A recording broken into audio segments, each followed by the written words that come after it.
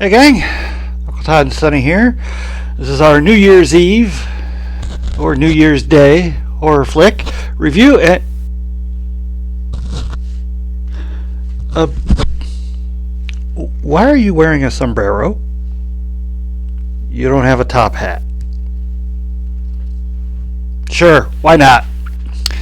Anyway, this is our New Year's episode, and we have a genuine 80s slasher to take a look at, New Year's Evil. And unlike most slashers, like Friday the 13th or The Dorm That Dripped Blood, this one is adults.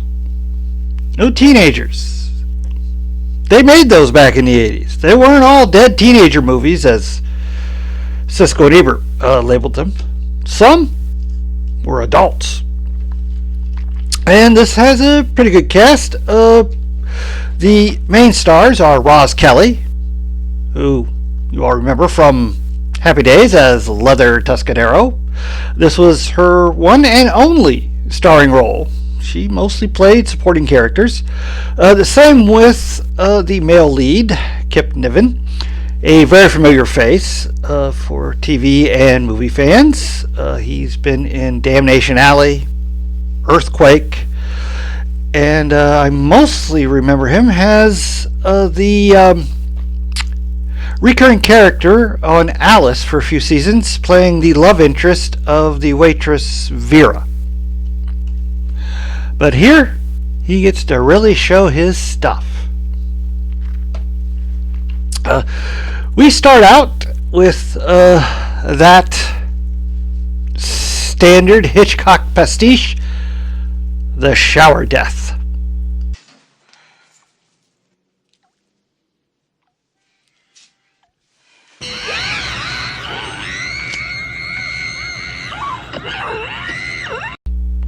After that, we get into our credits, which is overlaid with a bunch of punk rockers and new wavers cruising down the Los Angeles highway, downtown area, or whatever.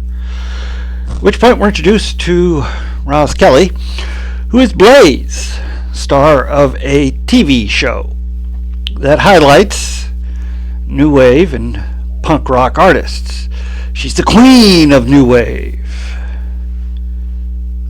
Yeah, if we could just get the ratings, beat the networks out in prime time. No problem, sweetie. Tonight I'm gonna be very good. Yeah, you better be goddamn terrific. Language. After all, there's teenagers in the audience here. Well, older adults. Anyway, she's going to be doing a major broadcast in which they're going to count down from 9 to midnight all of the major time zone New Year's Eve. So they're going to start in New York, then they're going to hit the Midwest, then they're going to hit the mountain, and then Los Angeles. 9, 10, 11, 12. We also are introduced to her son. I got some good news. Oh, that's nice, honey. Got a part in a new series. Spaceship America. Ah, Ernie, I just remembered I want to see those press releases Yvonne has before she passes them out. Yeah, she sort of ignores him. Same with her husband, who's decided to stay up in Palm Springs and get drunk. She's a little miffed about that. You know, he could at least come and show some support. Anyway, she starts the show and they're taking call-in requests. And she gets a very disturbing call-in. I'm going to commit murder at midnight. I'm going to kill someone you know. Pretty creepy, huh? He calls himself evil. And Blaze thinks that this is not the normal crank call she's used to getting. He could be serious. So she convinces her manager to contact the police about this. He was reluctant, but he does it. And she has good reason, because Evil, dressed as a hospital orderly, sneaks into a sanitarium, where he quickly makes the acquaintance of one of the nurses there and talks her into going back into one of the examination rooms and have a little New Year's celebration of their own, just as the clock's getting close to midnight in Eastern Time Zone. 15 seconds. 10, 9, 8, 7, 6, 5, 4, 3, 2, 1. He stabs her many times. But all they'll show you is his hand getting more and more covered each time he pulls it back up, which I appreciate the restraint. And of course, the patients are covering up any screaming she might have done. Well, after that, he sneaks back out and gives another call to Blaze, but this time he's got a little something extra to tell her. 8, 7, 6, 5, 4, 3, 2, 1. Happy New Year from New York City.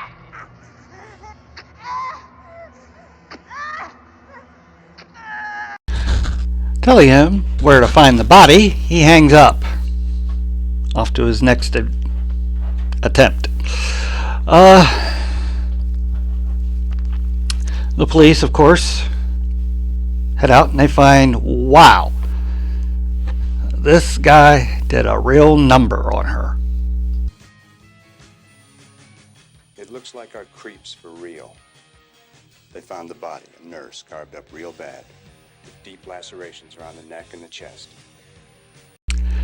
At this point, Blaze is starting to wonder if this explains why her assistant, Yvonne, cannot be found. Has he already killed her? That was the one we saw at the beginning. Anyway, to add to the problems, although she doesn't see this, her son popped a bunch of pills and he's starting to act a little weird.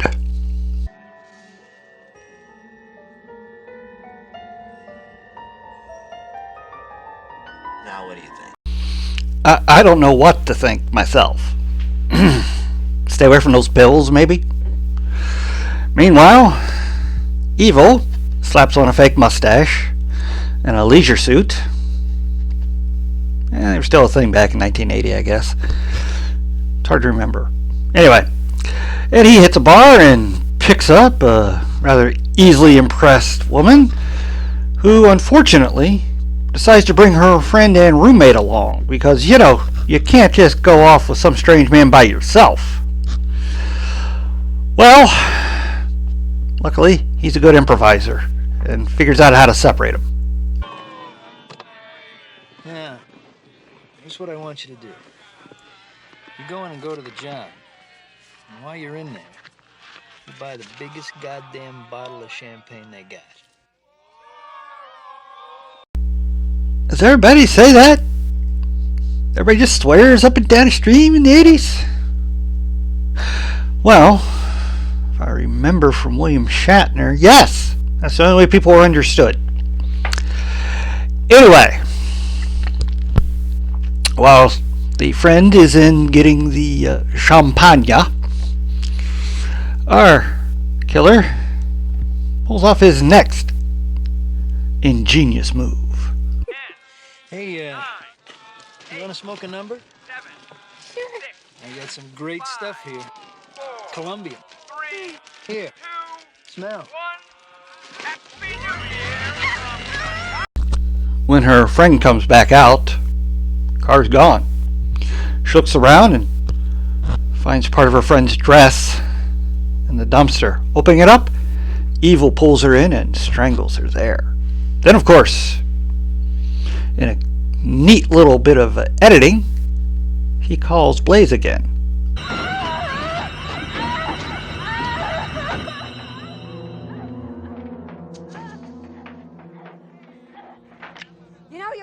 sick son of a bitch, mister! You tell him, Blaze. Anyway, he gives the address where they can find the bodies, and the cops go. And they follow a trail of blood into, I think it's someone's backyard. There's playground equipment. So I'm going to make that assumption, where they make a horrifying discovery.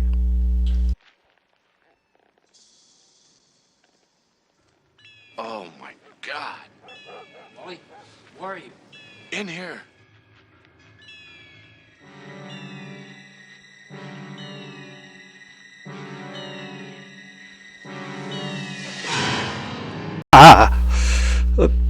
Good jump scare. Well, back at the hotel when they're told of this discovery, the police lock down the entire hotel. Nobody in or out. And if that wasn't bad enough, our erstwhile serial killer runs into a bit of trouble of his own.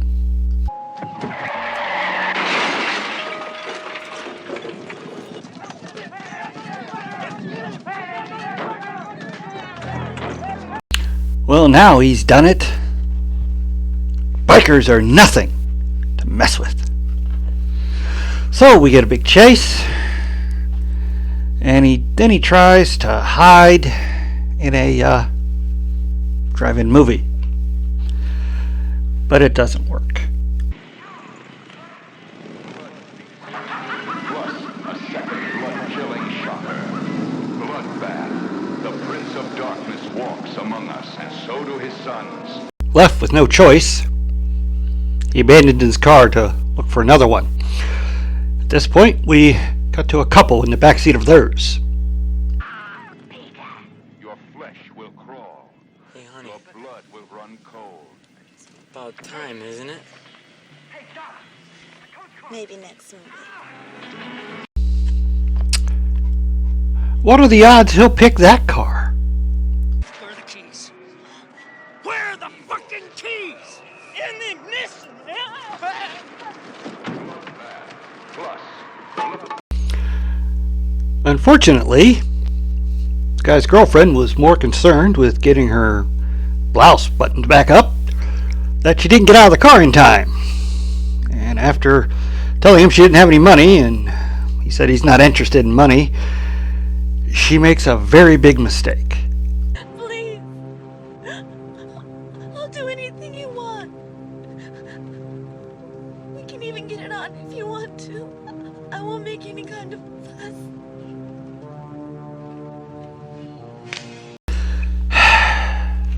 The one thing she shouldn't have said.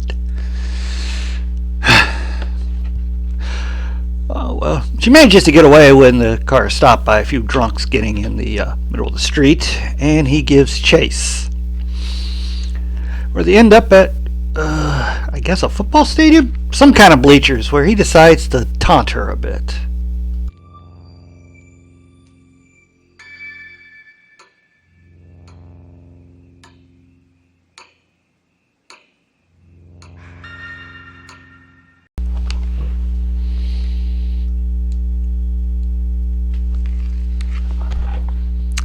Somebody likes to chew on trees. No. Anyway. Luckily, she is saved by a Dos Ex Machina moment. Hey, you. Over there. Police officer.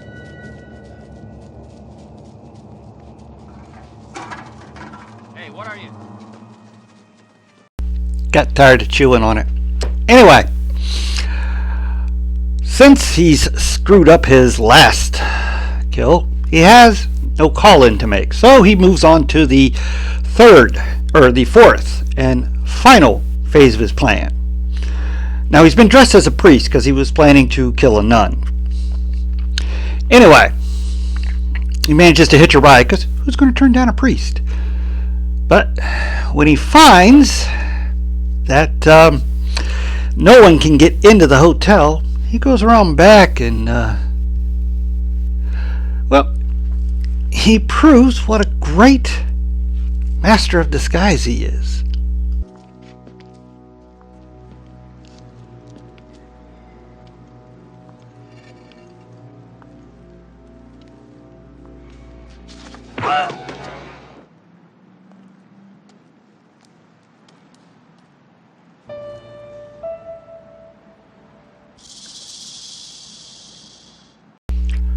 That is amazing. That chubby guy's suit, or uniform, fit him like a glove. I mean, it was perfect. How did he do that? Amazing. Anyway, he finds an abandoned floor and starts to tinker around with the elevator controls. Meanwhile, Blaze gets a visit from a psychiatrist that works for the police department. The link, and it's building step by step to a grand climax with his ultimate victim. You. Well, that was cheerful. So, now she's got an armed guard that goes with her upstairs where tragedy almost happens.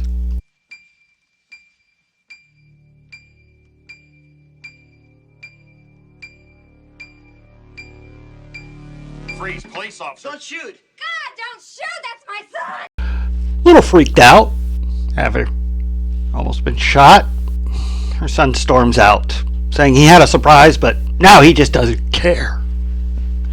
Left alone so she can change, it turns out the cop was right to be suspicious. The killer is in the room.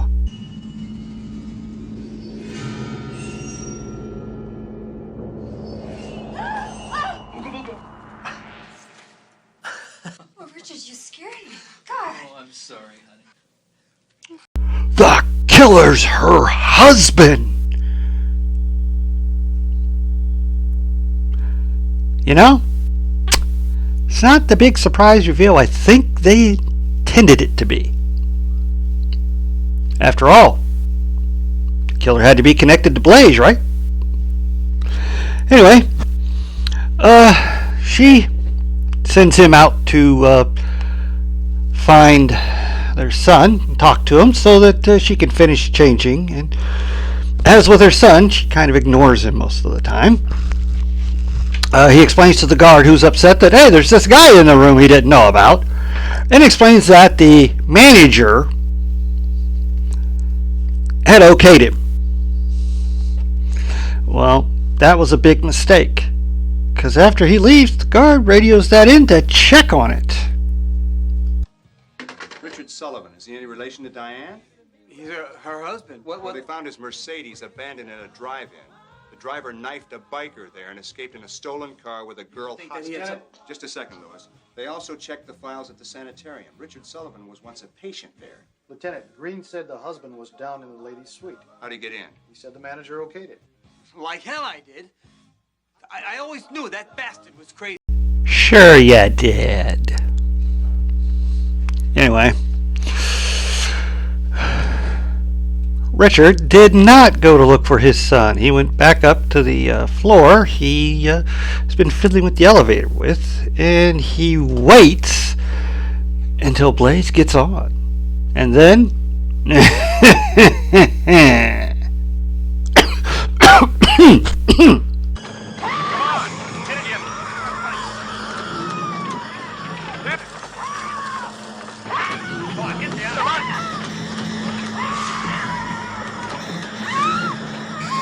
Man, that dropped like a stone. Even Sonny was pretty scared. Let me fit your hat there. Well, once it stops, a sudden jarring stop, our track-suited killer, is it just me, or in that jumpsuit, does he kind of resemble Bruce Jenner back in the 70s before he became Caitlyn? Anyway, at that moment, after knocking out the cop and getting him out of the elevator, he steps in and we get a long monologue about everything. This. 5, 4, 3, 2, 1,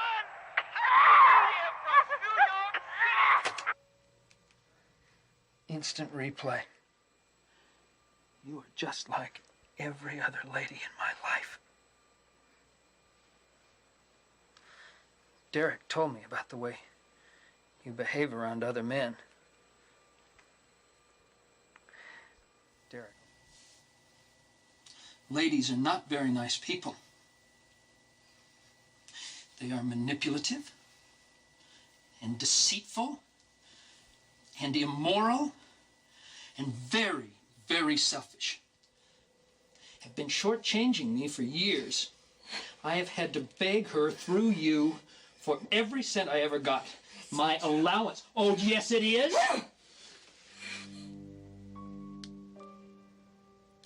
You castrated me. And that is not nice. And now you're trying to do the same thing with our son, and I will not stand for it. Now that is some real good acting. I mean, he ran the gamut there. If only there wasn't such a prejudice against horror films, he might have got an Oscar for that. But that's not the way this world works. Well, finishing up, he chains her to the bottom of the elevator. He's going to send it all the way to the top and then all the way back down. When it hits the top, she finds out what happened to Yvonne.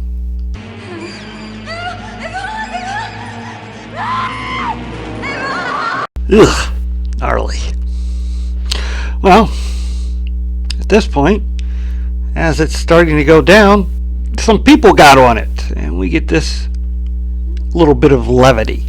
Oh, there's some fucking shit going on here. Said it, buddy. Well, about this time, I didn't say that a lot. Anyway, the police who've been searching the hotel finally found him, and we get our obligatory shootout, which also accidentally saves Blaze.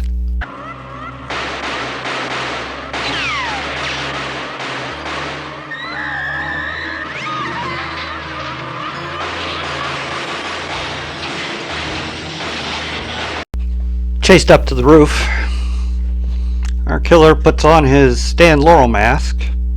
The police arrive. He drops his weapons and then gets all soliloquy-y, if that's a word. To die, to sleep, no more. And by a sleep, to say we end the heartache and the 1,000 natural shocks that flesh is heir to. And of course, he does the inevitable.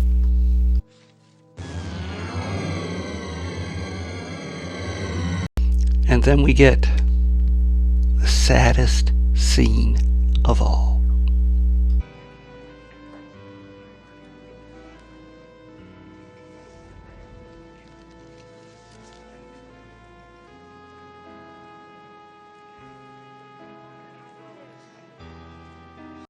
Well, the police move him away from the body, but he keeps the mask.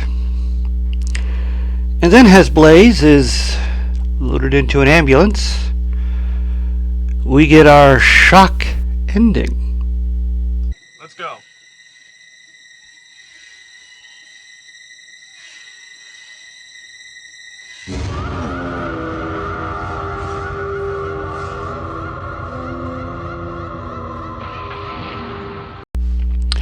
And as the ambulance pulls away, we hear once again the title track from the band Shadow, New Year's Evil. I really like this film. It's another one of my guilty pleasures, as it were. A lot of the 80s slashers were very big for me. I was in my teen years, and they would play the theater and then hit cable. And apparently Taz wants to take down my camera. Stop that. He's a goof. Anyway, the film was directed by Emmett Alston, which is very interesting because he wasn't really known for horror.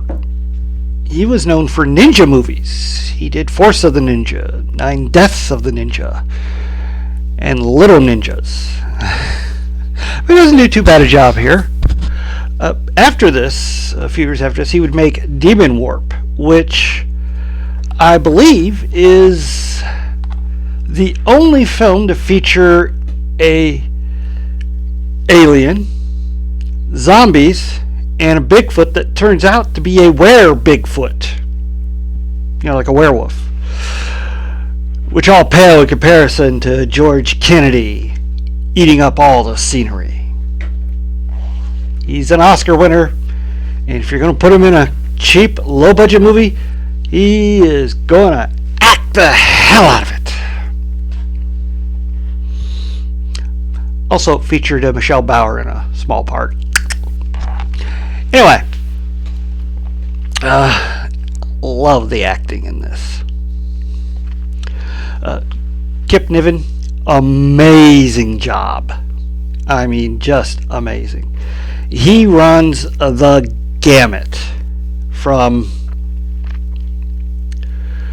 being seductive, slick, cool, scared, demented. He's all over the place in a good way, and even affects an effective sense of innocence, normalcy, if you were. Ross Kelly's okay.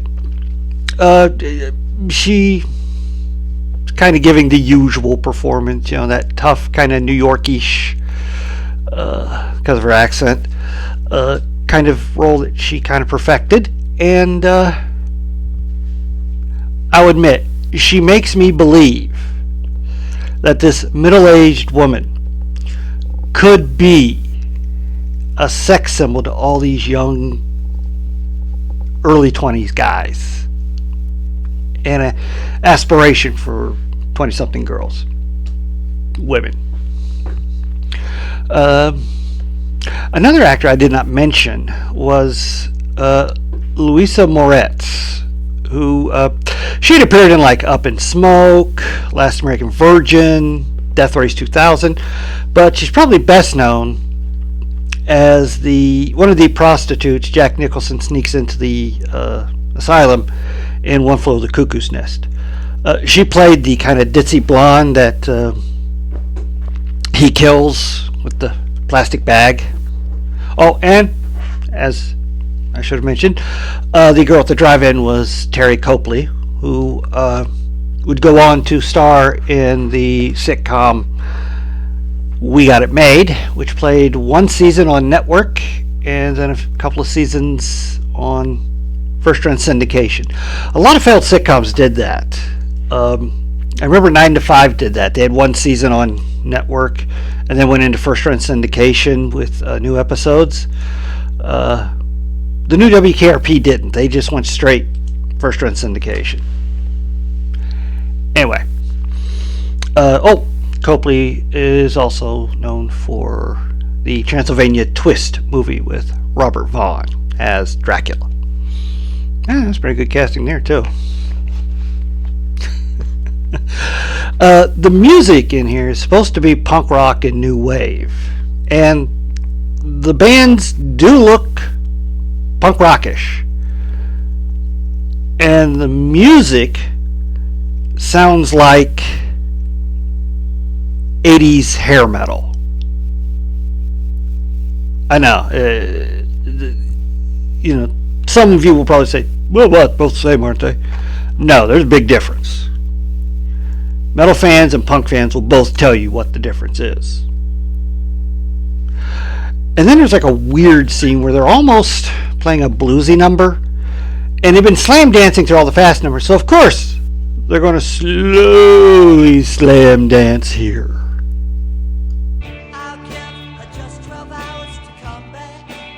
See what I mean? Very odd. Of course, this is a film made by older people for a younger audience, so they're not going to get things quite right. The bands were that played throughout the film were called Shadow and Made in Japan. Japan. I don't believe they are actual bands that had like a career. They may have been from other bands, but the bands Shadow and Made in Japan, I cannot find anything about them being actual bands that recorded and toured and did all the stuff bands normally do. I think they were created for this flick. Anyway, as I said before, love this film. It's one of my guilty pleasures, along with Happy Birthday to Me, The Dorm That Dripped Blood, The Initiation, Prom Night, Terror Train. I could go on with all the different cheap, low-budget slashers that came out in the 80s. Big fan. Anyway, that's about all I have to say about this one. Please hit like, share, and subscribe, and stay after the credits for my favorite scene.